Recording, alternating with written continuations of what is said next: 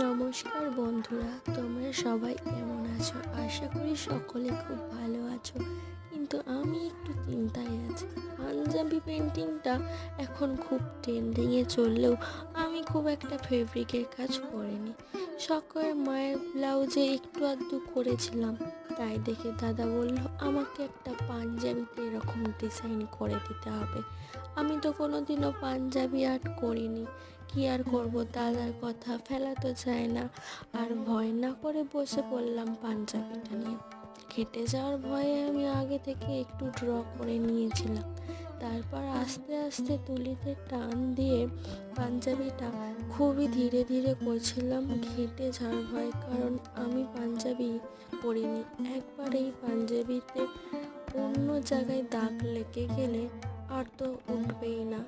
আমার করা পাঞ্জাবিটা কেমন লাগলো জানাবেন।